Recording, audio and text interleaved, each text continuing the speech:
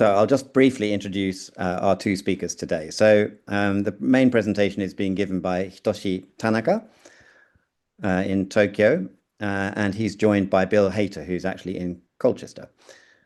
And I will just say a few words about them. So Hitoshi Tanaka is Special Advisor at the Institute for International Strategy at the Japan Research Institute. He was previously chairman of that institute and a senior fellow at the Japan Center for International Exchange. He was Japan's Deputy Minister for Foreign Affairs in the early 2000s, advising Prime Minister Junichiro Koizumi. He was also a visiting professor at the University of Tokyo, and he has UK links in the form of a degree in PPE from Oxford. And our moderator today is Bill Hayton, who is an Associate Fellow of the Asia Pacific Programme at Chatham House. Bill was for many years a BBC journalist covering Asia. He has written several books on the subject, both on Vietnam and on the rising power of China and the effects of that across the Asian region. And he has a PhD from Cambridge for his work on China's disputes in the South China Sea. Thank you very much for your introduction. Tokyo is very hot, very, very hot. And this as if we are in the midsummer. But let me discuss the questions I was given by Daiwa Foundation. I am supposed to be talking about my observation of Trump 2.0 administration and its impact on the global order. There has been huge impact on the global order.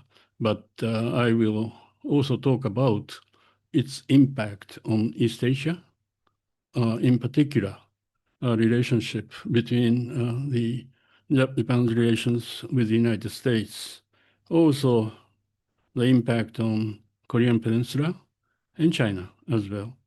And thirdly, I would like to talk about how to protect ourselves, what to do with this changing international order or structure initiated by the United States.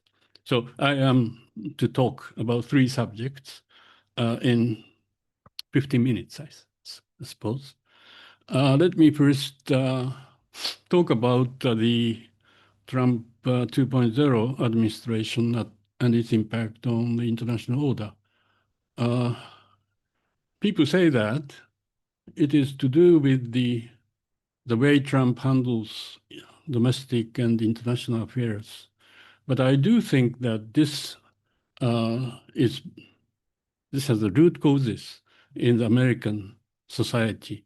There has been an accumulated division in the United States, and mostly this was created by globalization. The impact is being felt in Europe as well. I think it is very much to do with globalization and resulted income disparity and also immigration. And Trump was able to seize the opportunity of those complaints or turmoils on the part of, the relatively uneducated white. But yet we should not forget about this tendency in the United States. They are fed up with establishment. They are fed up with the kind of manner, elitist way of handling the governance issues. So that means that something like Trumpish thing, the way he handles the domestic and international affairs, that may be prolonging even after his tenure as the President of the United States. So let me make clear that this tendency of America first, make America great again concept, and the anti-intellectualism, anti-liberalism, anti-internationalism those are not the unique thing for Trump, but that came out of the very severe division in the United States, which has been some time. And that is also seen in Europe as ultra right wing or ultra left wing coming out, very populistic phenomena. Second, I would like to talk about its impact on international order. America is no longer the world policeman, as many people say, but America is no longer the world leader, a leader of the international community, because what he talks about, America first, does mean, knowing what he has been doing since his inauguration, he talks about America first, but yet behind it, it's a concrete neglect of internationalism. He decided to depart from the Paris Agreement, Paris Accord, the WHO, and he sort of frees America's contribution to WTO as well. And also, this is very crucial. What he talks about is the anti-free trade basic principles. What he does, raising tariff and also plan.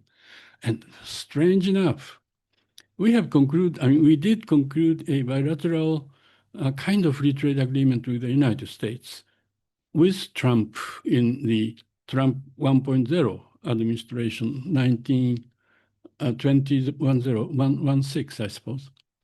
And in that agreement, America pledges they would not raise tariff on automobile. Because Japan at that time, exchange of reduction of tariff on beef, we demanded that the United States should reduce tariff, 5% tariff on automobile. And Trump declared United States no longer intend to raise tariff on automobile. Now it's 25%. So, I was sort of a trade officer in the 80s when there was a huge trade imbalance between Japan and the United States. And I spent, frequent sleepless nights negotiating with USTR. At that time, it was Congress who had a tendency of protectionism. But it is now the administration itself who clearly states that we are protectionist. So I do think this represents very typical case of American anti-liberalism. So like myself, who spent 36 years in the Japanese Foreign Ministry, I was engaged in foreign aid program. I was engaged in free trade actions. I was engaged in the negotiation on the US-Japan Security Treaty, and also Korean Peninsula and all sorts of things. Those Japan's action was based upon the strong sort of reliance on the United States. The United States is indeed behind us for all the works most of democracies were engaged to, but now it's gone. I'm sorry to say that it's gone. We no longer rely upon the United States for the sake of strengthening what we call liberal international order. The American military deterrence has gone down. Why? Because America no longer advocates the importance of value. Therefore, they are talking about America first. If things does not satisfy the concept of America first, then they wouldn't fight. This is a very interesting case in the Middle East. Today, probably they talk about whether or not America is directly involved in the war.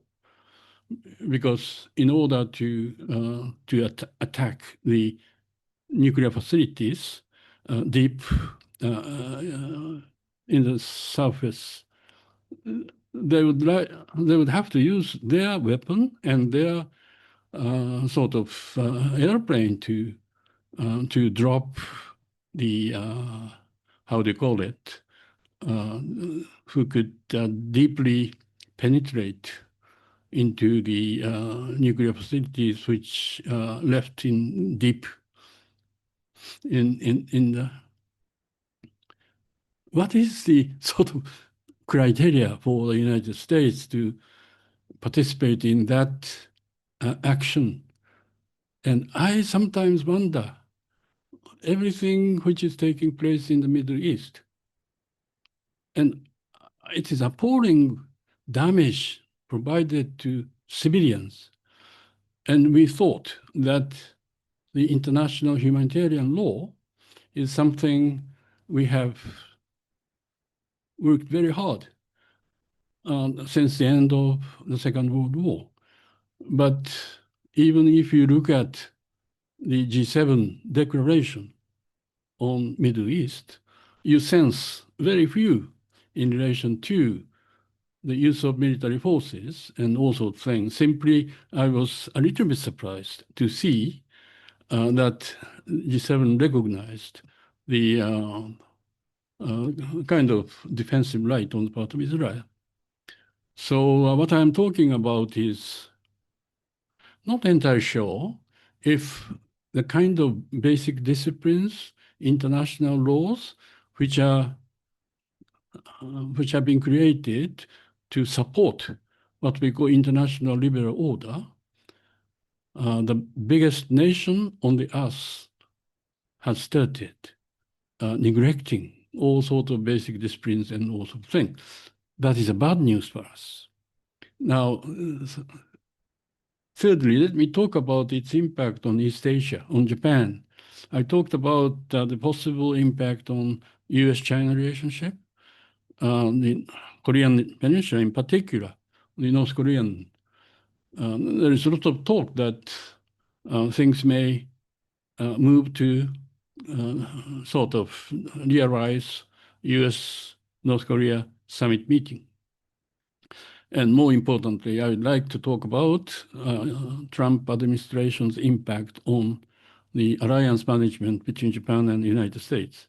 I'm sure, I mean, we have not concluded any agreement with the United States in relation to tariff. The most difficult issue is the question of automobile. UK succeeded in reducing tariff from 25% to 10% in relation to 100,000 vehicles. Japan is, in my time as a trade officer, we decided to invest a lot in the US market. Toyota, Nissan, they are having their own facilities in the United States. And then the United States has got NAFTA, three countries agreement. So the private industries made use of all these government agreements. And in addition to their production inside the United States, Japan is shipping a huge amount of cars to the US. And it would give a huge damage if United States were maintain that tariff of 25%. Some institute estimate that there's going to be 0.9% GDP reduction as a result of this high tariff of the United States. And again, I'm sure the United States will exert pressure on the spending of Japanese defense budget. As you know, Japan has committed to 0.2% vis-a-vis GDP as a defense budget. And by 2027, Japan will undoubtedly fulfill that objective. Probably America demand us to spend more. And the whole question is, what are we going to spend? This is without a very sort of precise assessment on the security environment in the region, And again, Japan is running huge financial deficit. Japanese public debt is 206% of GDP. So there is a very strange restraint in relation to budgeting things. America would demand the increase of host nation support. And if things were sort of moved that way, there is going to be a rather serious alliance management issue. Not entirely sure we can survive with it. The second, Korean Peninsula. It may be fine that Trump meets with Kim Jong-un, but yet, if he applies America first policy, he probably make an accord with North Korea that yes, by agreeing to North Korea as a nuclear nation, but yet to limit their sort of ICBMs. But we don't like this at all. Japan is strongly demanding that North Korea get rid of nuclear facilities. Korea does, and China does.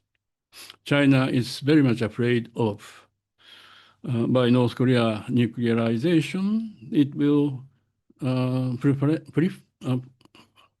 is a huge domino effect. Korea is already discussing about their own nuclear weapon. There is a very sort of intensive argument, even in Japan, in relation to nuclear sharing question. I'm not entirely sure if those movements on the part of America would lead to a stabilization of the Korean Peninsula. Question of China. The key question is, would the United States hold deterrence against China in relation to China-Taiwan?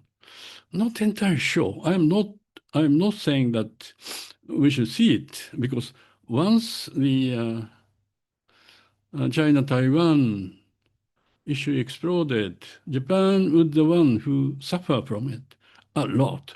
Therefore, most important thing is to make sure that Taiwan contingency would not happen. Therefore, all this is very much to do with how Trump see the world of East Asia, how Trump could listen to us. Those type of thing is a very crucial issue, even in the eyes of UK.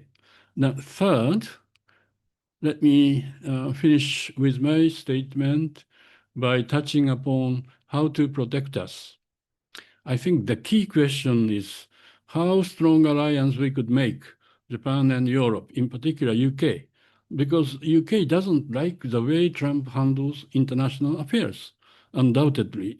The question, I mean, there are lots of protests inside the United States, and I think US economy would get worsened. That may be one of the deterrents against Trump making further sort of policies. But yet, the strong cooperation and alliance among the advanced nations, Japan, Europe, Japan, UK, will be extremely important. But the other day I had a meeting with public intellectuals in 3 countries, China, Korea, Japan. And I made an open statement. I said, why don't we get together for the sake of free trade?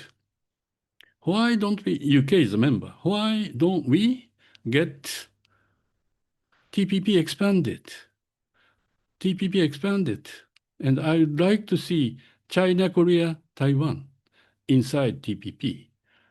And I would hope that America would come back, but there is no hope that we get America again, and EU possibly. The point I am making is we should make the higher standard of free trade as a currency for the world. Therefore, I mean, China obviously doesn't like Taiwan to be invited, but I said to Chinese, look at this. Your survival game is more to do with your own economy.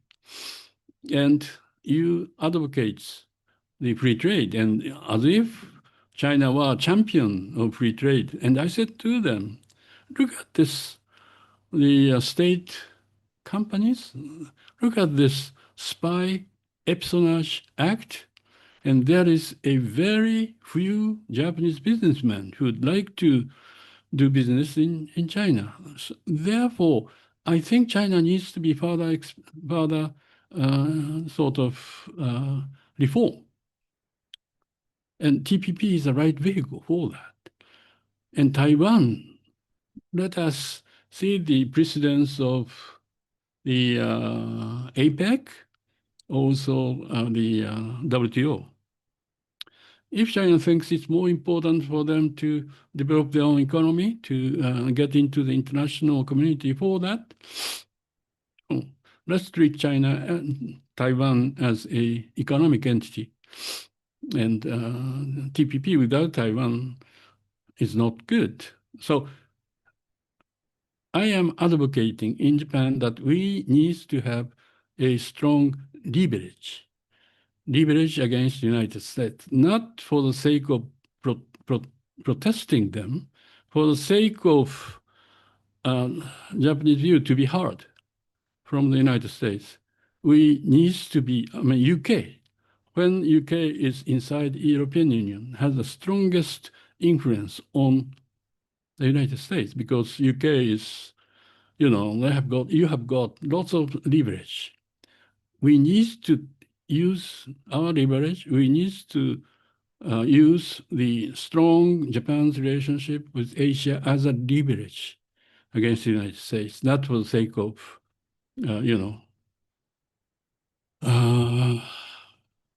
making fuss about US policy, but to let America hear constructive views of the rest of the world. We cannot move away from US-Japan Security Treaty, because there are too much sort of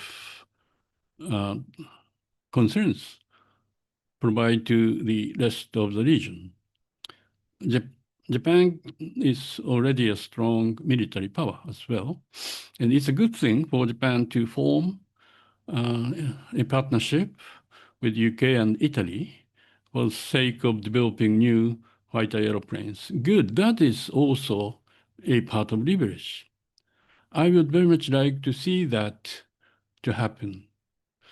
But yet, I will have to conclude my statement with a note that extremely difficult thing is the alliance management issue with the United States.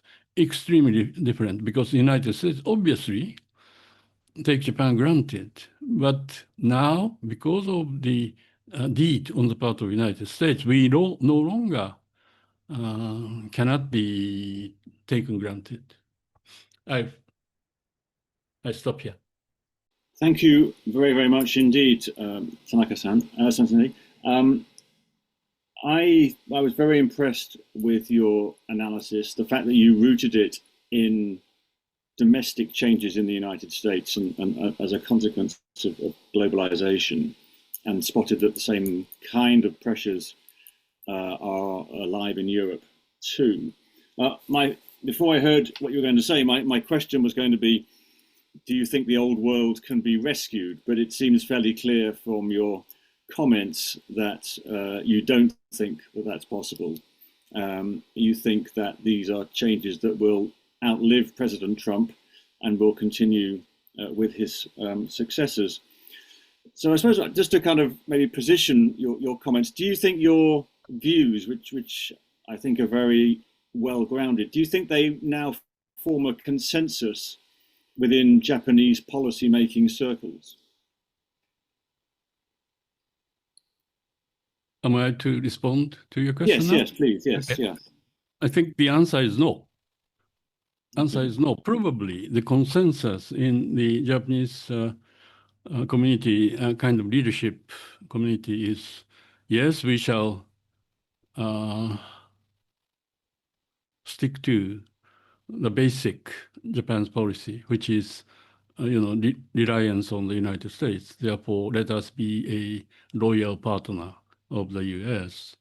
In my time, for instance, I sort of initiated our talk with North Korea to lead to Prime Minister's trip to the to North Korea in 2002. At that time, America was run by what we call neoconservative.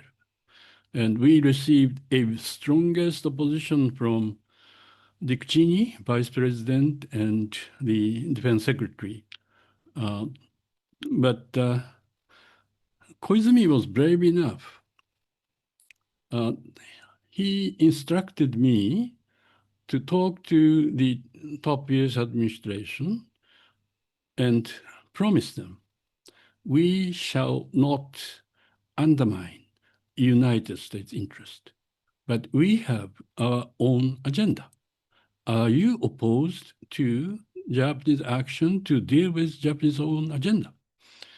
And I told Dick Armitage, who is Deputy Secretary of State at that time, good friend of mine for a long time, said, no, Hitoshi, we shall never, ever undermine the agenda of allied nation. I think America is doing it. America is very easily undermine Japan's interest, and it is extremely difficult with to make an accommodation vis-a-vis the United States. I think Japanese leadership, by the way, Japanese current leadership is not strong. It's a minority government. I'm not entirely sure if Japanese political change takes place after the upper house election. There may be much broader power bases through sort of grand coalition, whatever. And I would like, it's very much obviously depend upon how United States approach to us in relation to security or China or Korea, whatever.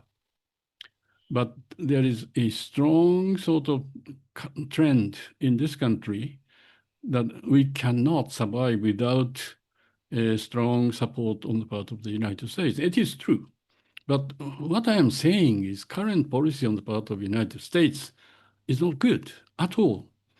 And the United States is no longer a leader of the world, but yes, undermining the current international order. Therefore, we should do our best at most to make sure that the United States will come back to the more constructive course. For that, I say there is a need for us to have the leverage.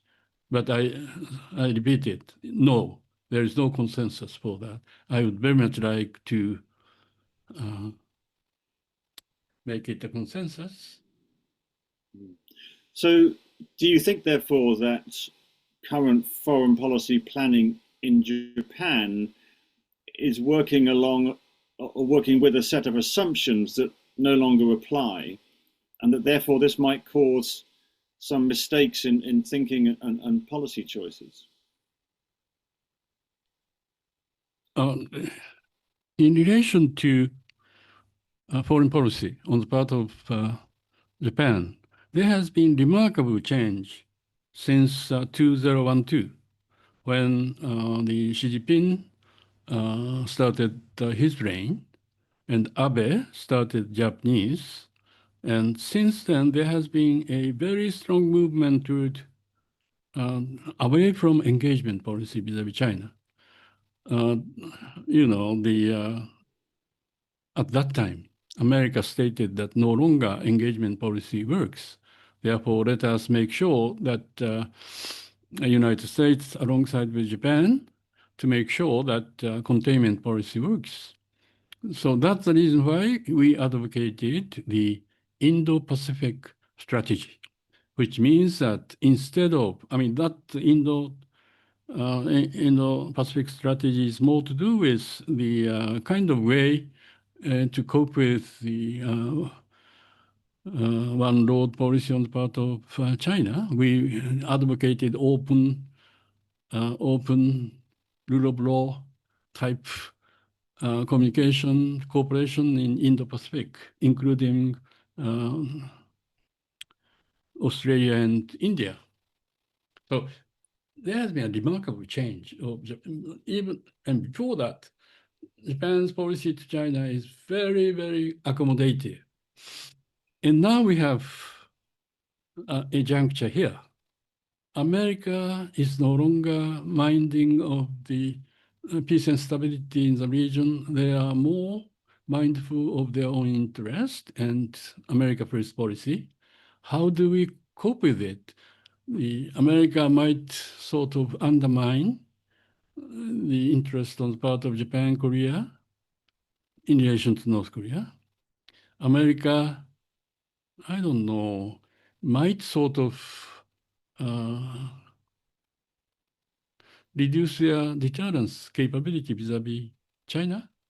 That may be good or bad, I don't know. But the point I'm making is there is a clear juncture in relation to our China policy, our East Asia policy. I advocate, let us use TPP for the venue for changing policy to some extent for the sake of more inclusive way of handling the affairs. I am not saying that we should weaken the deterrence capability of US-Japan Security Alliance. That needs to be strengthened, undoubtedly. But I don't know, it's only sort of military solution, deterrence type thing. I mean, as you have suggested, that these issues crystallize around Taiwan and the issues that the region and the US face around Taiwan. I mean, I put an idea to you, and I'd ask your thoughts. I mean, throughout his political career and beforehand, Trump has had two consistent positions. One is he doesn't like foreign wars, and two is he thinks that tariffs are great. Do you worry that he could find some deal with China that, in effect, swapped protection for Taiwan and US engagement in the region in exchange for rectifying the trade deficits, something on tariffs, etc., etc.? Do you think this is a potential deal that could be done, and I imagine would be very alarming to people in Japan? Not necessarily alarming. I think China has prepared a lot from the first Trump administration. It's remarkable how deep they have prepared for the high tariff policy on the part of Trump. He very timely stopped the shipment of the Boeing airplanes.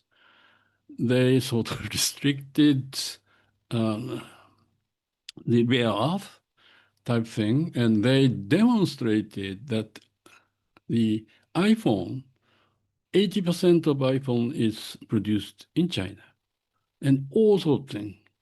And that will have a very, very strong impact on the United States, not just the economy, but public lives as well. So I think China succeeded in making some type of accommodation arrangement with the United States through very prepared actions. But I don't believe that this will be the end of China-US war, the trade war. Why? Because Trump talks about transaction, but there is a strong anti-Chinese view, not just administration, but in Congress and in public as a whole. So there is all the time potential conflict or, even military type thing. Therefore, in order to avoid all type of thing, I would very much like to see, for instance, confidence building measures in the region. it is extremely important for us to work for the avoidance of the US-China conflict will become the serious war. So, I mean, it depends upon the wisdom on the part of the countries in the region, and also, I mean, it's a very complicated game, but yet there are things which we need to be doing. Could I just, before we continue, just mention to the audience that if you want to ask a question yourself, you can either type it into the chat box or you can use the raise hand function at the bottom using from the react button, and then you can raise your hand from there. But I'll keep talking myself for a little bit. And it's interesting that Japan, at the same time as experiencing these concerns about the alliance with the United States, in the last 8 months, with the arrival of the new Prime Minister, has seemed to have warmed up its relationship with China. There have been resumption of bilateral visits, a three-way meeting with South Korea as well, movement on seafood and all kinds of things like that. Do you think this is the start of an alternative strategy from Japan to try and engage China again? Well, I think the Prime Minister smartly tried to do it quietly, not declaring that we shall pursue an alternative way. I think this will, the movement itself to warming up the relationship with China will continue, because China does need it. China clearly has an incentive to improve relationship with Japan. And the point I'm making is, instead of bilateral various inclusion policy, let us have this trilateral, Japan, Korea, China arrangement, so that we could legitimately claim that this is going to be a free trade sort of, agreement. And this is a broadening of free trade area, which is a good move on the part of those advocate free trade, including UK. And it's a good move strategically to include Taiwan. We can say that, yes, we don't like Taiwan to move for independence. We don't like to have this China-Taiwan conflict. Let us have this pragmatic trade relationship, because China, Japan, Korea, and Taiwan are suffering from American restriction on the part of free trade. I mean, you could say that there is already, RCEP, the Regional Comprehensive Economic Partnership, and ASEAN-centered trade arrangement exists, and that seems to have a very strong force of gravity to it. Connecting supply chains between China and Southeast Asia in particular. And yet you've spoken more here today about CPTPP as a higher level trade agreement. Do you see them as competing visions, or can they be? Do they have different functions? And how do you see their prospects in comparison? I think it's not competing. It is, we have lots of problems in relation to Chinese market, and RCEP is not a sufficient strong tool to deal with various problems in Chinese market.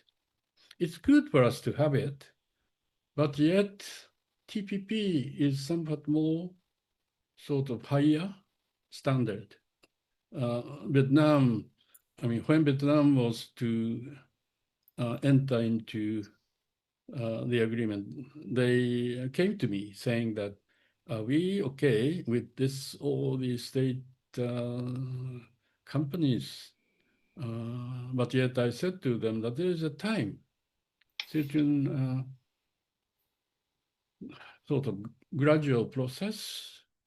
And again, when you talk about China with TPP, there is going to be, every nation, 12 nations, they have to agree to it. And that is an educational process, isn't it? China, we consider it as an educational process, and probably UK consider it as a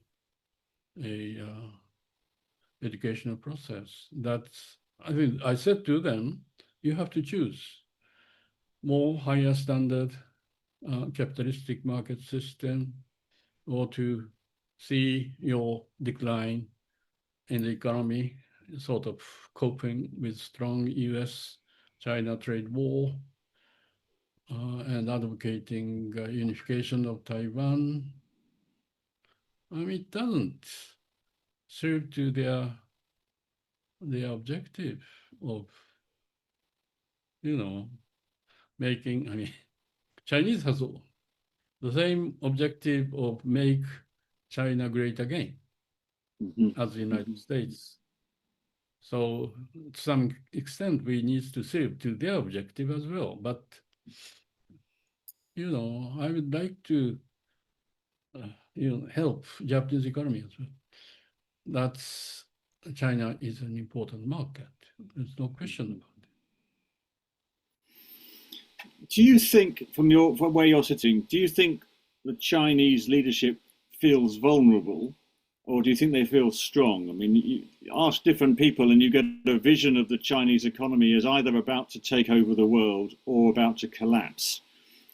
What's your perspective? And do you think China feels that it can set the terms of debate and engagement in East Asia these days? I think China has gone through various economic difficulties in the past as well. The difficulties China has today is very big, no question about it. I think they are sort of bubble busted the sectors. But China very smartly shifted from industrial, the manufacturing sector, to service industries.